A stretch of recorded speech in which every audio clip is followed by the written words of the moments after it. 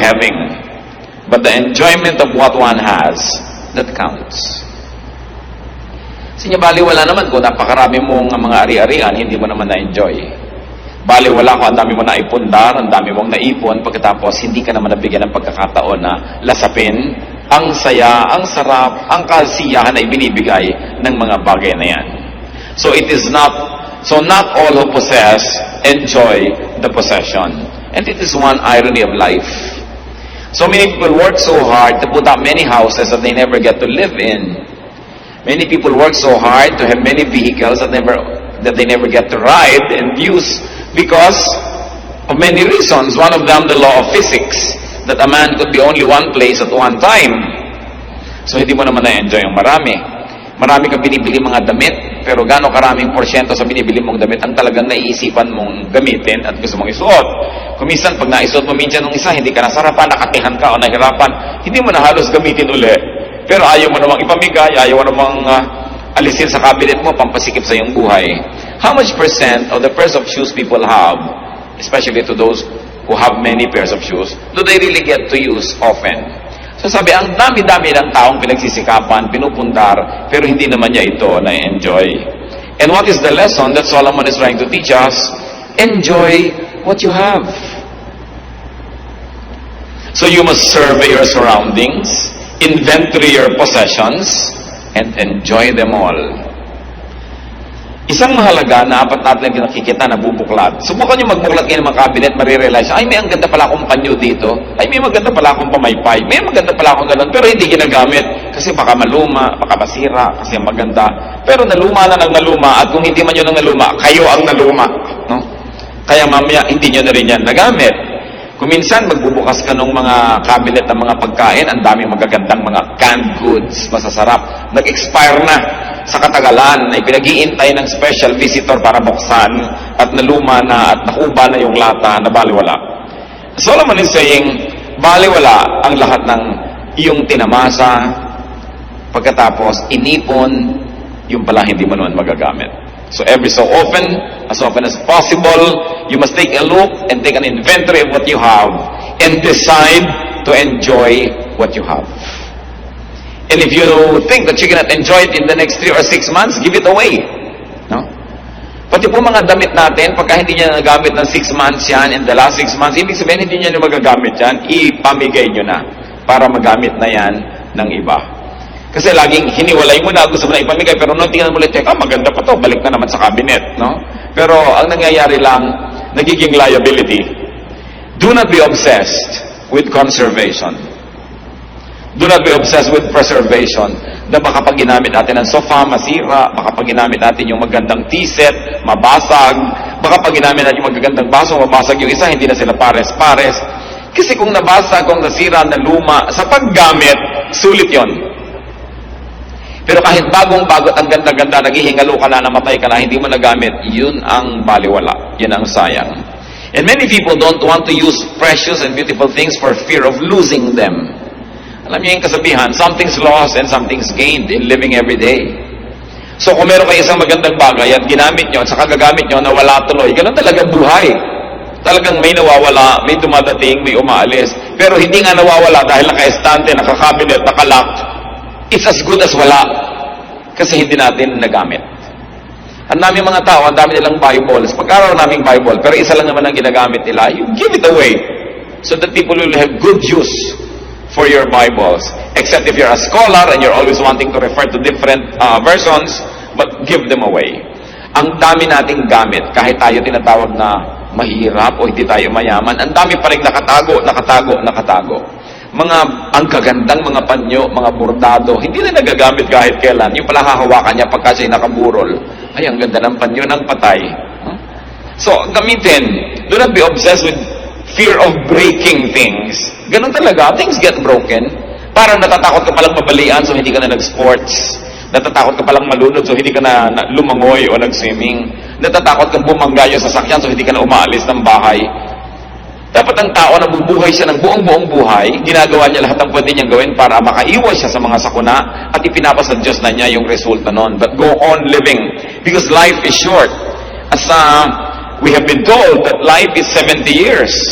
And if one was very healthy, probably 80. Pero hanggang doon pa rin yun, maiksi yun, kaya hindi dapat sinasayang ang mga sandali. Karamihan, itinuturo sa mga pulpit na tulad nito, sa mga religious gathering, na lagi na lang magtiis ka, magtipid ka, pero hindi yun ang nakikita natin talaga itinuturo sa Biblia, lalo ni Solomon. Because God likes us to have a full life. Life is a gift from God. It is not a problem to be solved. It is a gift to be enjoyed. And a very high level of spirituality is to find the maximum enjoyment in life that God has pre-designed and God has preordained for His people to enjoy. Hindi naman tayo nilikha ng Diyos para parusahan o torturen. Nilikha niya tayo para lasapin natin ang kanyang kabutihan at ang lahat ng kagandahan ng kanyang loob. Of course, things will wear out, things will depreciate, things will fade and tarnish, even disintegrate. But if that happens, well, you are deriving enjoyment and satisfaction from those things, then they would have served their purpose. Basta gamit ang gamit, sulit. Pero kung hindi lang gagamit, baliwala. Bibili ng pagkaganda-gandang sofa, tatakpan ng plastic, at nakaupo sila lahat sa mga bangko, nakaupo sa tabo, sa lata, sa lalagyan ng floor wax, no? Dahil ayaw gamitin ang sofa. Meron ang ganda-gandang kusina, tapos nandun sa dirty kitchen gumagawa. Ano sasampahin mo? Sabi, good morning kusina, ayaw kitang galawin, no? Gagawa ng mga magagandang mga ilaw, tapos ayaw pasindihan. Bakit pa? No? So, kailangan ang tao nagpapasalamat sa Diyos. At isang paraan ng pagpapasalamat is to enjoy what God gives us. Parang kayo, pag nagregalo kayo sa isang tao, ang gusto nyo makita, ginagamit niya yon. Hindi itinatago lang niya sa estante. Ako mayroong isang tao na tuwing Pasko nireregaluhan ko noon, ngayon tinigilan ko na kasi hindi ko nakikita ang ginagamit. Nakalak lahat sa cabinet. Sayang lang. Baliwala. Sumusulit lang yan pag ginagamit. At kung nasira, nawala, habang iniingatan mo naman ang nangyari yun, hindi get on with life. But ang mahalaga na enjoy mo yan. Ecclesiastes 6, 7-9. All man's efforts are for his mouth, yet his appetite is never satisfied. What advantage is a wise man over a fool? What does a poor man gain by knowing how to conduct himself before others? Better what the eye sees than the roving of the appetite. This too is meaningless, a chasing after the wind. Pag atin pong inanalyze ang philosophy ni Solomon, masyadong deconstructive kung minsan dun sa nakasanayan ng marami na dapat gawin. Kasi sabi niya, ano ba napapala nung mahirap na sobrang magpagod para mag-aral ng mga bagay na ikasisiya ng mga mayayaman? No? Ay, wala naman. Mamatay ka rin. Mamatay siya, mamatay ka rin. Sabi, ano ba ang mapapala nung marunong kaysa doon sa mangmang? Pareho rin niyang mamamatay at pareho rin maaagdasyan. Now, let us not take these things very, very literally. Hindi niya sinasabing baliwala na mag-aaral ka ng manners o i-refine mo yung mga paraan ng pamumuhay. Hindi niya sinasabing baliwala yung matuto ka kasi siya nga nag-aaral din na nag-aaral. Ang ibig lang niyang sabihin, don't be too serious about these things. Natuto ka, gamitin mo. Hindi ka natututo, don't despair. May buhay ka pa rin at tuloy pa rin lang yung buhay at kapareho ka lang ng mga marurunong, pareho lang kayong buhay at pareho rin kayong mamamatay. It is very liberating to learn from Solomon. Not to take ourselves too seriously, not to take every detail of life too seriously, and then to make the most out of every event in life. So anong itinuturo dito ni Solomon sa verses 7-9? Enjoy only what you have and do not covet what you do not have. Sabi niya, better what the eye sees than the roving of the appetite. Mabuti yung hawak mo na kaysa sa yung inaasa mo na malayo. So sabi niya, kung anong meron ka, yun ang iyong enjoyin. Marami pong tao miserable, hindi masaya, hindi kontento. Kasi kung ano yung meron sila, hindi yun ang kanilang ina-enjoy. At kung ano yung wala, yun ang inaasam. Hindi na magtutugma kahit kailan yung supply at demand. At lagi na lang siyang, laging parang kulang. Parang sabi ni Percy Bysshe Shelley, isang Ingles na makata, we look before and after. We don't look at the now. We look before and after and pine for what is not. Ang hinahanap ay yung wala. Ang gusto ay yung hindi pwedeng mangyari. Kaya lagi na lang kulang at kulang. Mga kapatid, anong ibig sabihin to enjoy what you have? and not to covet what you do not have. It can mean misery, it can mean happiness, kung naintindihan natin ang ibig sabihin nun. Lahat ng tao, meron po tayong pag-aari. Meron tayong atin. Meron tayong sariling bahay. Kung hindi man, nire-rent mong bahay, o kaya nakikitira ka, arkinin mo sa iyong puso na ito yung bahay ko. Pero kung ang laging isipin mo yung bahay ng iba, hindi ka nasasaya. Ang bawat tao may trabaho, may profesyon, may ginagawa. Kung ang lagi mong kinakaingitan yung ginagawa ng iba, ano lang mangyayari sa buhay mo? Lahat tayo may kakayahan, may talento. Lahat naman tayo may ilong. May tao ba namang walang ilong? Pero laging ilong ng may ilong ang kinakaingitan mo at gusto mo maging korte ng ilong mo ang ilong niya, hindi ka talaga sasaya.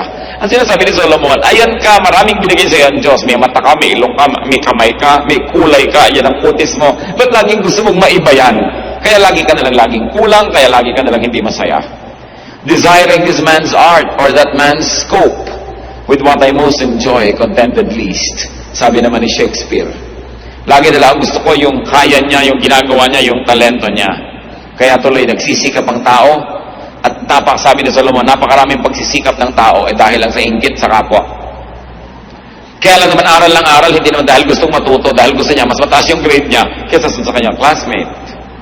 Kaya naman palaki ng bahay, hindi naman dahil kailangan kasi nakikipag-compete pala siya sa laki ng bahay sa barangay nila o kaya sa mga kapatid niya o sa mga pinsan niya. Sabi niya, so much of what man does is born out of envy. Kaya nakikipag-compete, no? Tama na sana yung kanyang waistline, pinapalit pa kasi nakikipag-contest pala siya sa isang mas maliit naman yung baywang. Hindi ka natitigil dahil sabi nga sa Desiderata, there will always be the greater and the lesser person than yourself. So what is important is for you to be at peace with yourself. Ito yung height ko, ito yung weight ko. What I'll do is I'll do my best so that I'll be healthy, pero kung talagang doon na lang, ito ako. Ito yung kulay ko, ito yung buhok ko. Kaya napakaraming tao nakakalbo, sa dami na nang inilagay ng mga asupre sa ulo para mag-straight ang hair. No? Kung kulot ka ba, di kulot, marami ka pang mahuhuling insekto.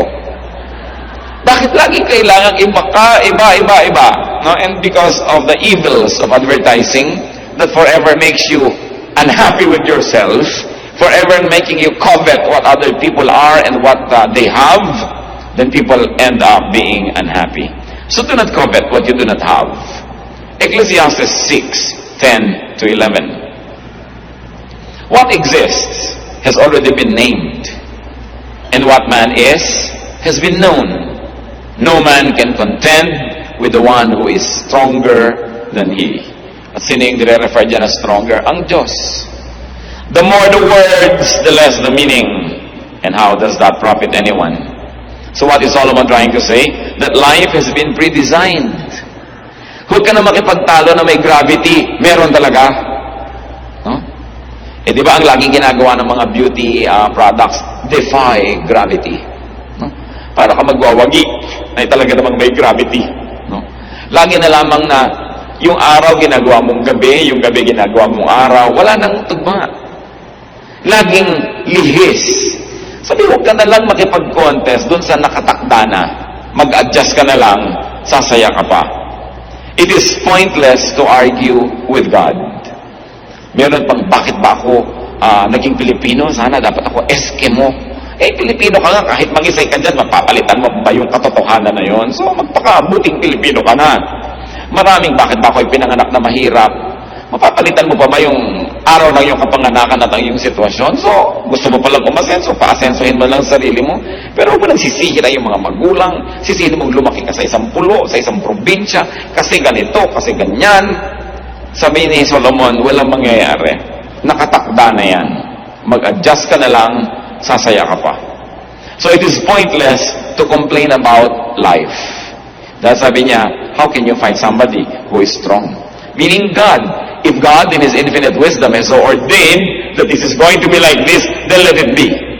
Samantalang hindi naman naniniwala ang inyong lingkod na bawat detalye ng buhay natin ay nakaguhit na, nakasulat at nakatakda, na para lang isang script na babasahin, pero may general framework ang buhay na talagang nakatakda at hindi na yun naiiba pa. Yung mga detalye na lang, how you deal with it. Halimbawa, talagang tao ay mamamatay. Kung nakatakda yun, may magagawa ka ba para ibahin yun? Pero siguro naman, kung nag-iingat ka sa buhay at kinakasihan ka ng magandang panahon, mapapahaba mo ang iyong buhay kaysa sa iba na hindi maingat. Pero kahit mapahaba mo pa ng plus 20 years yan, mamamatay ka pa rin. Na kahit anong gawin mo, ang tao talaga ay nakakasakit. So kung lagi ka nalang takot na takot magkasakit, hindi ka na nagkaroon ng life because you're always afraid that you might get infected, then you will be miserable. May general rules. Those are unchangeable. But the details you may influence with your character, with your prayer, and with the way you live your life. But there are unchangeable realities that we really simply have to accept. At mas tahimik ang buhay kung hindi tayo makikipagtalo at makikipagtuos sa bawat ganon. Merong mga ganyan mga tao pagka gusto ninyo magpahinga, gusto niya maging active. Pag gusto niya maging active siya, pahinga. In one family, it is horrible to have a member like this. Lahat kayo gusto niyo mag-outing, biglang gusto niyo mag-stay home. Yung kung kayo north say south, kung kayo east say west, laging kalaban ng kalaban ng kalaban. There's always contention, there's always stress, and there's very little relaxation and happiness. So sabi nga, umayon. No? Umayon. Umayon sa panahon, may tag-init, may tag-lamig. Mga Pilipino lang ang init. Para naman bago ng bago, dito ka na nga lumaki, dito ka na tumanda, naninibago ka ba na mainit pag tagaraw? Ang init, ang init. Talagang ganun, mainit ka dito Mabuti ka, mainit dito sa atin. Yung ibang tao, namamatay naman sa lamig sa ibang lugar, no?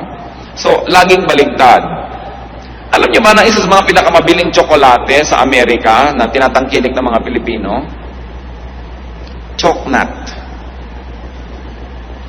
Nung nandito sa Pilipinas, walang inasam kundi kumain, no? Ng mga western products sa tsokolate. Mga nasa Amerika na, choknat ang pinagkakaguluhan.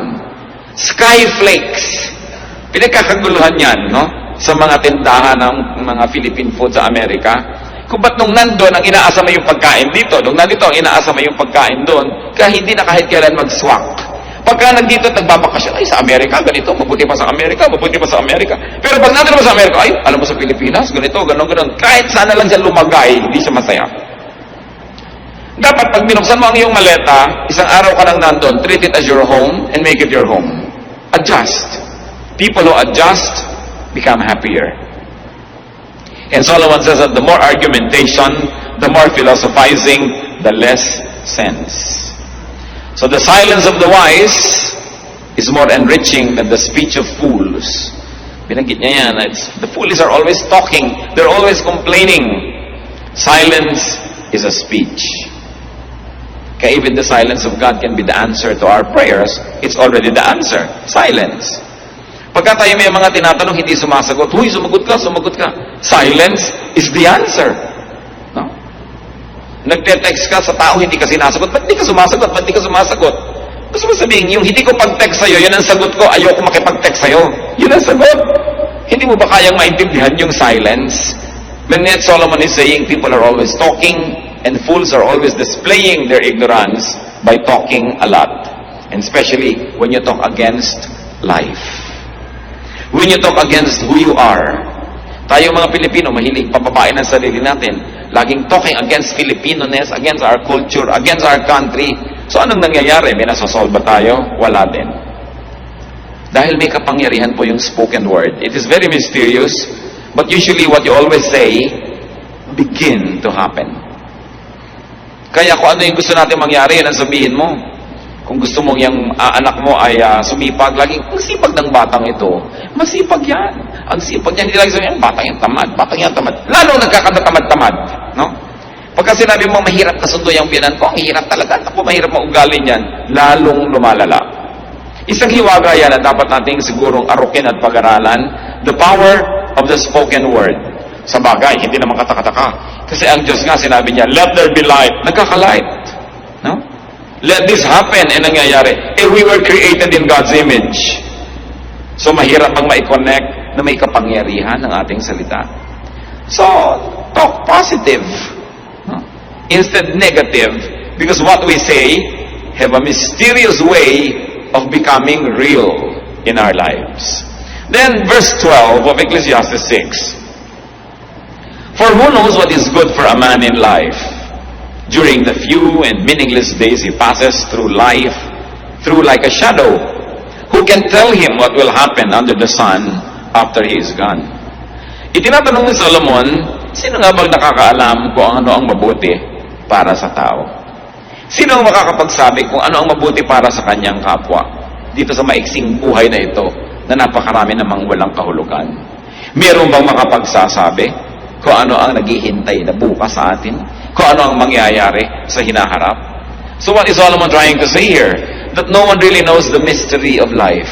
No one. No one really knows the dynamics of man, how to live, and what is good for others and for himself. So anong i-apply natin dyan? Talagang kani-kanyang aral, kani-kanyang trial and error ang buhay. Pati pagpapalaki ng mga anak, wala yang formula. Alam nyo yan, kayong mga nakapagpalaki na. May pinalaki kayong anak sa higpit. Hindi nag-work. Meron naman kayong pinalaki sa luwag. Hindi rin nag-work. May pinalaki ka sa layaw, may pinalaki ka sa tipid. Wala kang makitang rule how to raise children. Why? Kasi kahit pare-pareho ang policy mo sa iba't iba mong anak, iba-iba ugali niyan. Say, when nothing happens in your life, that's when you don't have a life. And what does it mean? That we must allow ourselves to commit mistakes. And that we must allow people around us to commit mistakes. Because nobody really knows what to do. Hindi talaga natin alam ang buhay. Kaya sinasabi ni Solomon, just relax and enjoy life. Don't be too serious. Gusto mo lagi kang maging top, maging honor, hindi ka na lagi mag-enjoy niyan. O may mga grading period, may mga time na hindi ka honor, di wag. Ngayon, kung kaya mo lagi maging honor without stealing happiness from your own self and without making other people miserable, then it's alright. You don't always have to be number one. And brothers and sisters, if you can, whenever you can, be wise. Don't be number one. Yan ang isa sa mga pinakamahirap na mga pasanin sa buhay, that you are number one. Una, mahirap maging number one. Pangalawa, ang hirap i-maintain ang pagiging number one. Wala ka na gagawin kundi i-maintain yan. Look at many students, ang mga honor students, they are robbed of their childhood. Lagi na lagi sinusubsub ng nanay sa pag-aaral. Hindi na naging bata kahit kailan. Hindi na nakapag-enjoy na maging bata. Kasi may obsession. Kung obsession ng magulang, yung anak niya laging malinis, hindi na nag-enjoy ang bata. Parang manika na nasa eskaparate. You know, a child must be clean enough to be healthy, but dirty enough to be happy. Parang bahay din. A house must be clean enough to be healthy, but dirty enough to be happy. Kasi kung minsan parang hospital na yung bahay mo, ang higpit pala nung misis na nakatira doon, no? Pati yung asawa, pagka humiga sa kama, nalukot. Tumayo ka, nalukot. Ayusin mo na natin. You know, nilalayasan ng asawa yung mga ganon. There must be a little carelessness, a little, relaxation for life to be nice. Merong mga tao, nakahiga na lang at lahat, may makikita pang kaprasong palito sa sahig, babangon pa para linisin. Sobrang obsessed. Pero, you don't only make yourself a slave, but you make everybody else around you miserable, especially when they do not share your enthusiasm, and they are compelled to dance to your music. Kaya dapat din natin ginagawang goal, yung madali tayong makasama, yung masarap tayong kasama. No? Hindi yung napakahirap kang kasama, lahat para nakatungtong sa dulo ng sibat, kailangan mag-balance ka, lahat ng gagawin mo din, numero, so hirap na hirap ang iyong kasama. Let others enjoy their lives. Why? Because Solomon said, nobody knows how to live life. So don't pretend that you know, and don't pretend that you can impose on others how to live. Hindi ko mo ikaw ang kumikita, hindi ko mo ikaw nagpapakain sa yung mga tinatangkilik, yung style mo na lagi ang masusunod, yung haba ng patilya, gusto mo ang patilya ng lahat ng pakain mo sa buhay, yung paraan mo ng pagkain, yung timpla ng iyong suka, ang gusto mong masunod ng lahat, dahil ikaw yung may pera. Giving people around us the freedom that God has really intended for every human being is one of the greatest gifts that we can give to people. Napakarami pong buhay, mga kapatid, hindi talaga naipamuhay ng may-ari kasi nakasunod lang sa anino ng iba. Lalong-lalo kung meron tayong tatay o nanay o lolo o tita na very domineering, and they also happen to be economically powerful, Many lives are never lived. They just become footnotes of the life of the people who control them. Ang Diyos ay hindi niya ginagawa yan. Binigyan niya tayo ng freedom. To the point kasi Adam and Eve sumuway na. Hindi naman niya hinawakan yung kamay para huwag sumuway kasi binigyan niya ng freedom. And because we really don't know, nobody's really sure what works and what doesn't, we must permit the other person, those who are near us, to live life in the way they think they should live it. We should not even impose our morality, even our religious beliefs on others, because even a religious belief is very personal. Ayaw mong kumain ng ganito, huwag mong ipilit sa iba. Ayaw mo ng ganitong gawin dahil sa iyong morality, huwag mong ipilit yan sa iba. Kasi tayo, isa-isa, kanya-kanyang haharap sa Diyos. Kanya-kanya tayong mananagot. Ecclesiastes 6:12, for who knows what is good for a man in life? Talagang napakaraming susubukan mo para mo malaman. No one really knows what is good for a man in life. Tanong, lahat ba ng mga financial advisor mayaman? Diba ang dami ngayon, may bagong profession ngayon sa bangko, yung wealth manager. Ang itatanong mo na, teka muna, wealthy ka ba?